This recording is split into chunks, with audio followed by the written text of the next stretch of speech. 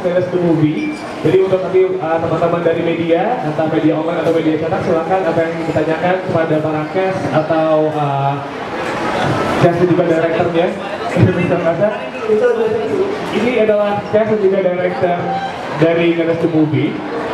Di ujung sana, ujung kiri saya ada Arik Kritik. Apa kabar? Halo, saya Arik Kritik. Di sini saya main satu scene aja ya. Ya. Tapi di sini dimintain sama Pak juga untuk ngecek komedinya. Jadi dari apa namanya tuh? Komedi kok juga.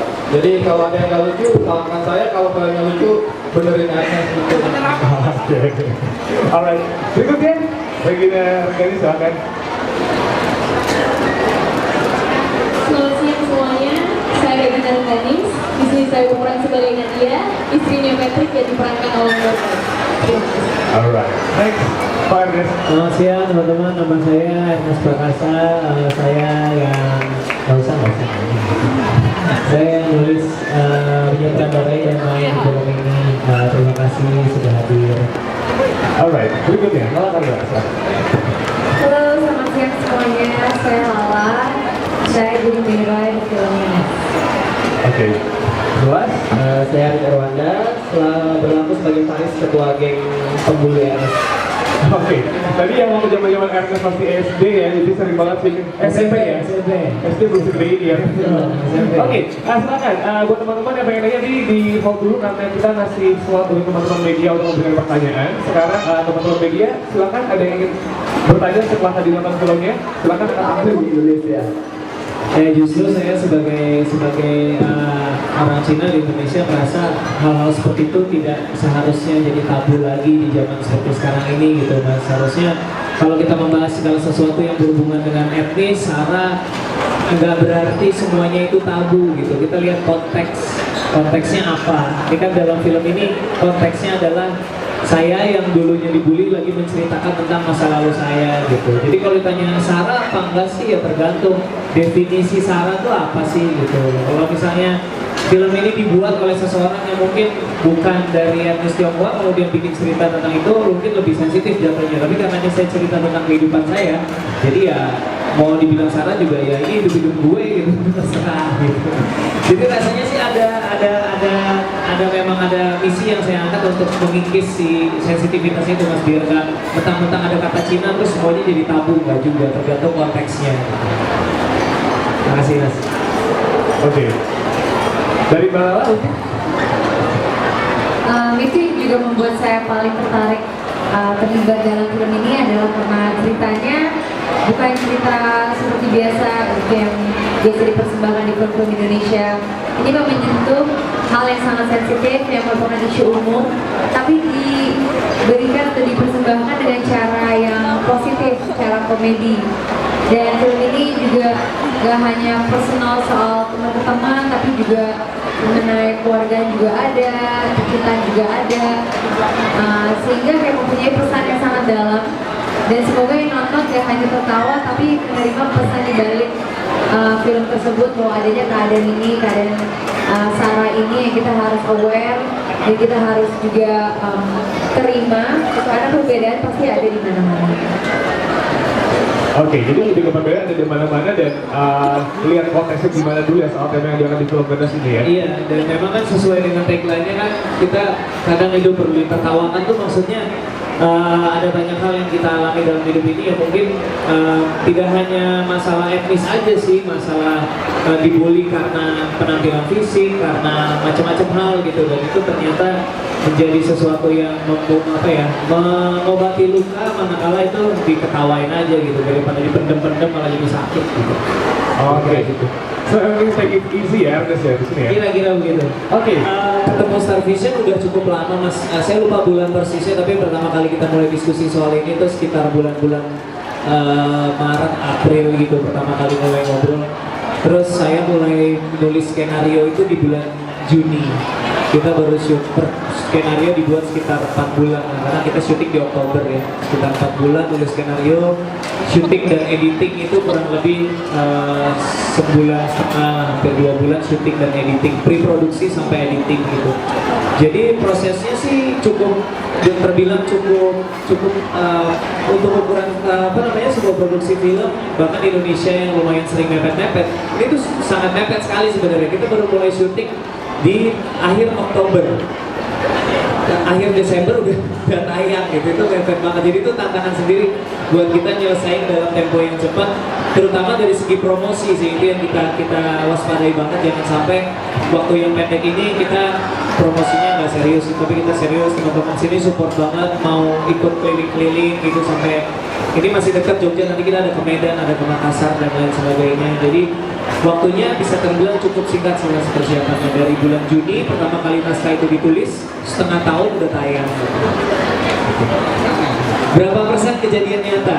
Besar sih persennya, aku nggak pernah ngitung persis berapa persen kalau dilihat dari per menitnya gitu. Cuma mungkin kalau mau dipukul rata 70-80% apa yang terjadi di film ini rasanya sih dari kenyataan. Cuman memang kan kalau 100% nyata juga nggak seru ya mas, namanya hidup masuk ke dalam film pasti ada unsur, ada dramatisasi. Makanya kan judulnya kan adaptasi, ada proses adaptasi ke sebuah media cerita yang bernama film, artinya harus dramatis di situ. Jadi adalah bumbu-bumbu dramatisasi, saya nggak bohong pasti ada gitu. Cuman benang merah ceritanya sangat-sangat nyata gitu. Beberapa kejadian sampai ke kejadian persisnya pun ada yang nyata, kayak saya sama Vera pas di mobil yang kita jadian pas kuliah itu. Saya sama istri nyiapin ceritanya bareng-bareng sih mas. Jadi sebelum kita nulis skenario kan kita runutin dulu kerangka ceritanya. Itu kerangka ceritanya saya bikin berdua sama istri, memang ada dia tahu hidup saya juga.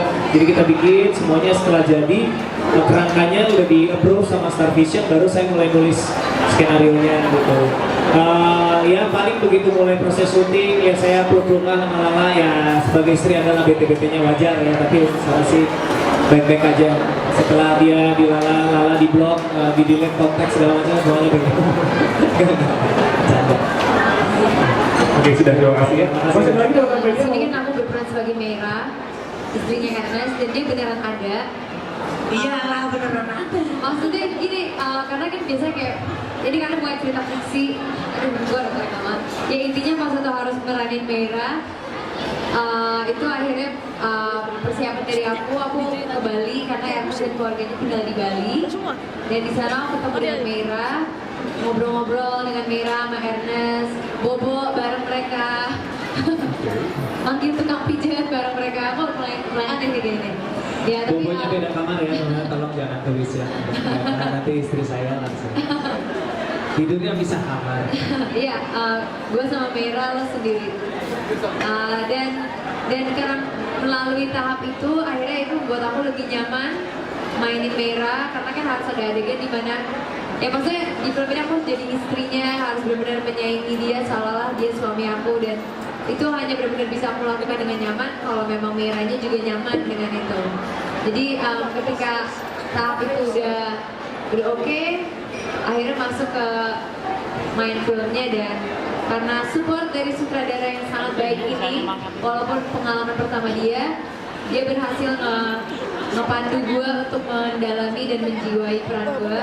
Itu ada adegan nangis itu beneran loh, itu beneran, dan itu benar kita saling pancing Berapa emosi kali satu sama mistake lain. berusaha, karena kita sama-sama bukan Disiapin tong sampingnya. aktor drama ya, maksudnya di film Siapin pertamanya tong Lala, sampingnya. saya juga Ini biasa kok main tong film juga samping. komedi terus, tiba-tiba dituntut untuk peran dramatis gitu, susahnya setengah mati. Dan berhasil ya kalau ya? Iya, nggak tahu penonton lah yang nilai tadi berhasil apa enggak. Tapi sempat diketawain sih, orang gue capek-capek nangis malah diketawain, tega banget teman. Tapi ya itu tadi ya, emang Lala komit banget, sempat ya hari ya, sempat nginep di rumah, tidurnya pisah ya. Yoi. Saya sama Lala, istri saya pisah gitu, kita tidur. Nggak bercanda. Tapi selain itu, yang penting adalah proses. Enggak, itu bercanda ya teman-teman ya, namanya juga komedi.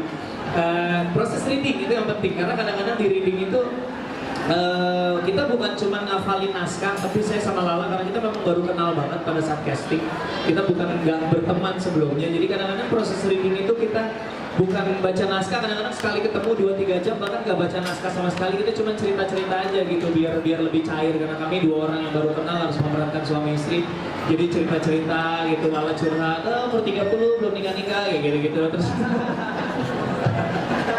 Ada siapa aja anak gue ya sih. gitu-gitu. Jadi proses reading itu penting untuk mencairkan suasana biar nanti di layar udah nggak kaku lagi gitu. Nah kalau Ardit nggak tahu dia ini seorang mahasiswa tapi suruh jadi anak SMP atau gimana pendalaman karakternya? Saya sebagai pelaku rasisme Pak. Karena yang rasis itu kan saya ya dibilang ya. Ya pasti mungkin ini pengalaman pertama jadi pemain film ya, mungkin sama kayak Mbak Lala, dari penyanyi jadi pemain film, dari stand up comedian jadi pemain film, itu pelajaran yang sangat ini gitu. Sekarang Bang Ali dari model jadi pemain film kita. Pokoknya beruntungnya kita, bukan beruntungnya sih, alhamdulillahnya senangnya adalah teman-teman ngerasa senang sama film kami itu udah sangat membahagiakan. Ren, persiapannya saat film lagi mau persiapan film. Sebelumnya kan main horor, sekarang main komedi gimana? Horornya biasa aja dong tuh. Kalau ada yang belum tahu dia ini main film horor manusia tanpa kepala. Dia gak ada kepalanya sepanjang film. Makanya gak ada yang tahu. Nggak, jadi film Ngenes ini film kedua saya. Film pertama saya judulnya Demonat, dan pastinya ada tantangan juga sih dari horor ke komedi. Tapi untungnya ketemu sama Ko Ernest yang emang humble dan juga dia membuka. Jadi pas ketemu juga dia langsung say hi. Langsung say hi. Terus emang kita ada melakukan proses reading juga sama Ko Morgan. Jadi have fun aja sih kita syutingnya. Sebentar aja. Itu saya untuk scene yang tadi, itu saya readingnya persiapannya 3 bulan ya.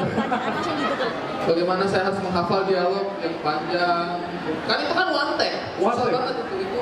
Wah, persiapannya mati-matian itu. Saya ingat sekali waktu saya ditawarin, saya lagi bikin kopi. Terus bilang, kita butuh pemeran preman. Masuk, ya udah nggak pakai make up.